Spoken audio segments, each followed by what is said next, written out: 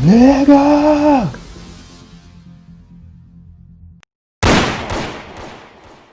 Cover me.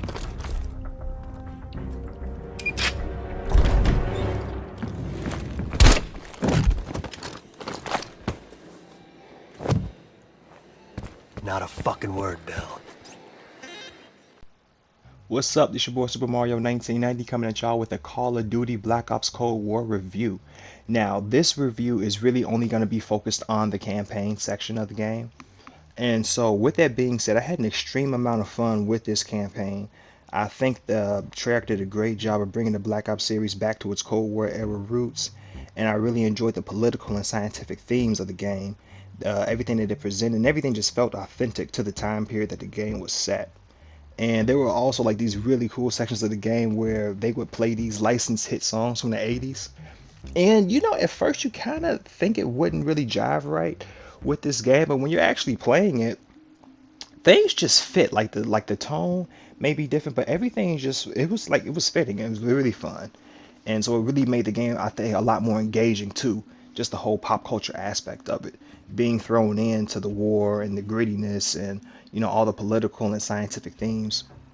And another cool thing too, that your character that you use for the most part of the game, you actually get to create this character, and that was a nice little touch.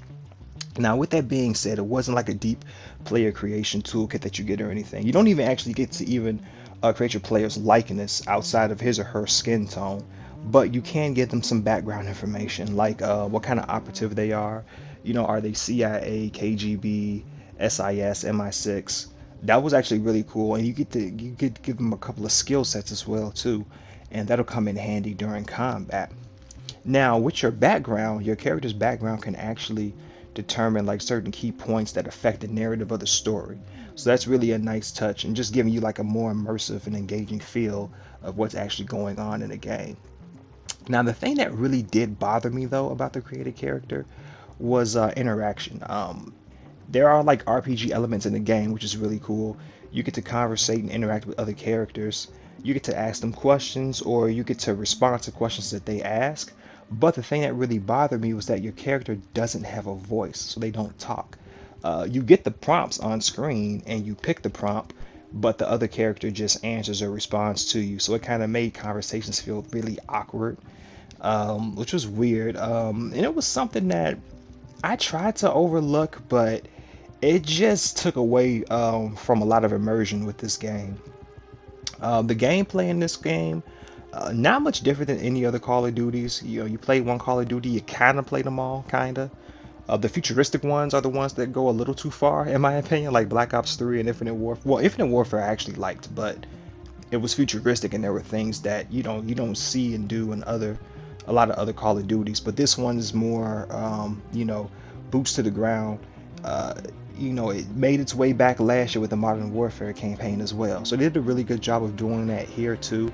But I think they did it in a more exciting way. I feel like the gunplay and the action set pieces in this game were really amplified this time around. And I think, for me personally, it was really just because of the environment and time period of this game. Like, it just provided a lot of fun atmospheric settings in this game. Now, with that being said, what did disappoint me though were the weapons. They were nothing really special in this game, which was a letdown for me because I feel like when it comes to the Black Ops series, they always do a really good job of creating cool weapons and gadgets. But in this one, things were it was pretty basic. I had a lot of fun with the sniper rifles. I'm not really a big sniper rifle guy, but this game was really fun because they had the focus bullet time kind of mechanic. I think that's what they introduced in Call of Duty World War II. You get to just like click down the button and then it's like slow motion and you get to focus and aim and hit any part of your enemy's body that you want. That was really fun. I utilized that a whole lot throughout this game.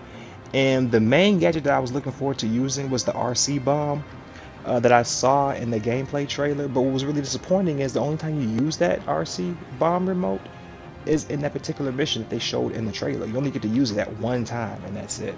But I guess in hindsight though, if you did use it more than one time or use it too many times, it would kind of be a little overbearing. So I guess they did a good job of just having it for that one moment because it made that one moment just stand out all the more better. And there are also stealth portions in this game. And the stealth action was really pretty cool in this game. And coming from me, um, I'm not a good stealth gamer. I'm very impatient when it comes to stealth. I'm more guns blazing and shoot 'em up. So for me to enjoy these stealth moments was actually pretty fun. It brought a new immersive approach to the game too. Like it brought some subtlety and it broke up the pace of the action. Like it broke up the pacing of just like being fast paced and just shooting up all the time. Just brought some more tension too, I think, in these moments because it was kind of like sort of like high risk, high stakes. And you just kind of like just get to slow down and kind of feel the game out a little bit. And it made the transition from having those tense moments of like stealth sneaking around or like secretly trying to do something to just having that seamless transition to boom unexpected shootout. And that was really cool. And there's a one particular mission where you have to sneak into the KGB to do something, and it really just had like this first person view hitman vibe to it. All the crazy things that you had to do in the game, it was really cool. It was really immersive. I really enjoyed it, and it just added more variety to the game, added more variety and subtlety, and just really like just changed the approach and just broke up the pace in a really good way. And there's also in these areas too, there's also like optional missions that you get to do. um, and these optional missions are really cool because they also have an impact on the overall story as well, and it does make exploration in the game a little more important because you don't want to miss these opportunities to kind of like take a break from the pace of the action. And so it always keeps you on your toes, keeps you searching every nook and cranny, and just keeps you like getting the most out of the experience. And there are also side missions in this game. And I mean like side missions, not as far as like the optional objectives inside each mission, but I mean like actual side missions. Like you to actually take a whole nother mission. Now there are only two of these side missions. And the way to unlock these side missions is that in each of the main missions that you do, there are these collectibles. And these collectibles are called evidence. Now, these two side missions have a narrative of their own. And so with these two side missions, you have to unlock them by collecting all of these evidences. And the evidence that you collect, if you collect all of them, it leads to solving a puzzle. And so once you collect all the pieces of evidence and then you solve the puzzle, you get to do the mission. Now, with that being said, both of these side missions are very short. They get straight to the point. But at the same time, though, they're still fun, though. They're still really fun. They're still really high octane. But it was just like a nice little touch and a nice, like, little break. And something, too, that it also changes the narrative because if you do these side missions or if you don't do these side missions, there's some kind of effect at the end as well. And there is, between each mission, there's a safe house that you go to. And now the safe house kind of acts as a hub. It pretty much gives you like a Mass Effect kind of vibe, when like you're on a planet and then you get back from it, you go back to your ship, and then on your ship you have your crew when you're talking to them and interacting with them. This game basically does that same thing. So you get to actually like walk around, talk to them, get to know them more, ask them questions, and you get more backstory and you get more context into their characters, which is really cool, really neat. Something that actually helps you when you're playing the game too, just knowing what everybody's about, and then just knowing more so what the game is about. And another good thing that they do too is there's this mission board before you start each mission, whether it's the main mission or there's two side missions. You get more objectives, you get mission briefings, you get evidence to look over. Now this provided kind of like a GoldenEye 64 kind of vibe. If you ever played GoldenEye 64, or if you even like old enough to even know what that game is, it's an old James Bond game from back in '98, back for the Nintendo 64. And with that game, you're using James Bond because James Bond is in MI6, so he gets these dossiers and these like top secret briefings. And so basically, it was set up as this is your mission, this is what you have to do, this is your objectives, these are the gadgets that you might use, and these are the characters that you might encounter. And so this game had that same exact vibe. It was pretty much telling you like, okay, this is what's at stake. This is what you got to do.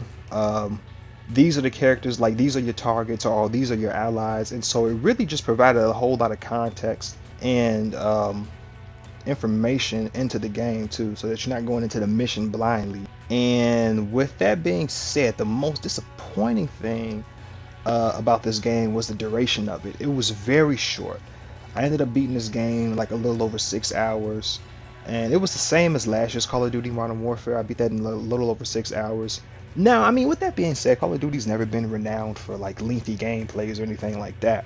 But the last 2 years, being like only 6 hours, these are the shortest Call of Duties that I've ever played. And it's kind of concerning for me because I'm like, I hope this isn't a trend, because for me personally, I buy Call of Duties only for campaign, and these were the first two, this one and last year's Modern Warfare reboot. These are the first ones that I bought day one for $60, and I play them just for the campaign. And so for the campaign to only be like 6 hours for $60, that's a really hard price to justify. Like, I feel like I would have got my money's worth had it been $40. Had it been $30, I'd have been highly satisfied. But for 60, and it's only going to be 6 hours, it's as good as they were. Like, I enjoyed both of these, but as good as they were for that price, it's not worth it. And that's only if you're buying it for the campaign. Like I said, this is only a campaign review. I don't do multiplayer, so I'm not going to speak on it, but I know that's what most people play it for anyway, so I'm sure they're getting their money's worth. But for me, just for that one section, it's only going to be, 6 hours.